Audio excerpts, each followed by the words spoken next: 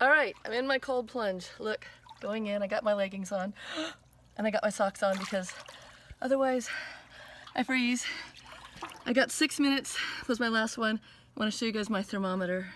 We're gonna take a temperature, 33 degrees, or actually this is 31.9. So it's pretty much freezing water because it's cold in bed.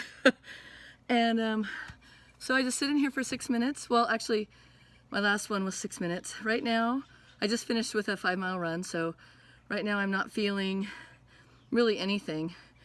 It doesn't feel cold, even though it should. I mean, I know I'm in cold water. As you can see, my heart rate's up a little bit, my breathing.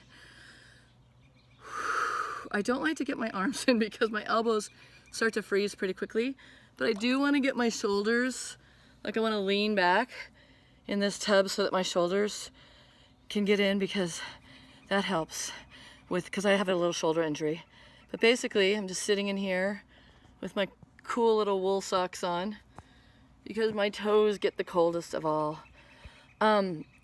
What this is about with the cold plunge is, first off, it's mind over matter. You can't tell yourself that it's going to be freezing. You just get in like you're getting into a warm bath. Just like, okay, I'm getting in the tub now. And then, you know, you can do the Wim Hof breathing before. I didn't do it today because I just got home from my run and I wanted to kind of shorten the window from after the run to when I got in.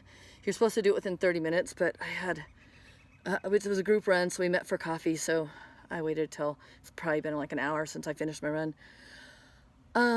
Yeah, so just get in. What it's going to help with is inflammation. My muscles should not be sore at all from, even though I ran the hardest I possibly could today, 5 miles, I pushed it really hard because I just want to up my pace. The other thing that, now you can see I'm starting to get a little cold, we're up to 2 minutes. The other thing with the cold plunge that it does is it helps with inflammation, one, it helps with increasing brown fat, so that helps weight loss because you get, cold exposure gets your metabolism going more, but you also make more of what's called brown fat, and that helps you just to burn more calories with your own body. There's so many health benefits. Well, one of it's mental toughness. Like if you can do this, you can do anything. If I can do this, I can run 5 miles. Like if I can do this, I can push anything. Like it's just kind of like that. After I gave birth, I thought if I can give birth to a baby, I can do anything. So this is just something that helps you in life, I think. If you can push yourself to do something that's hard, then other things don't seem as hard. I've got my arms all the way in now. Yes, they're cold.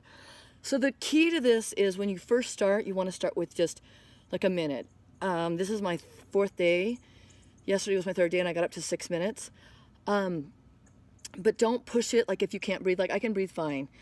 My lungs don't feel freezing. My elbows are a little cold, so I like to get those out. Relax. See when I relax my head, how much more relaxed I feel. I've got a beautiful view of some trees and some birds. Maybe you could put on some relaxing music, even a meditation. Do some just closing your eyes and present moment breathing. Whatever it does that gets you through. So anyway, I'm doing this because a lot of people have been curious about my cold plunge, and it's pretty fun. And this trough is just a horse trough or a cow trough that I think it was like a 2 by 2 by 4, 2 feet by 2 feet by 4 feet, something like that. So it fits a person, most people, pretty well. And it's so deep, you're way under the water. Starting to get cold in 4 minutes, so that's it for now. I'll probably do a 7-minute, but I'm not going to make you watch me suffer through the last 3 minutes. So my message for today is, if you've thought about cold plunging and you think you can't do it, you can. If I can do it, you can do it.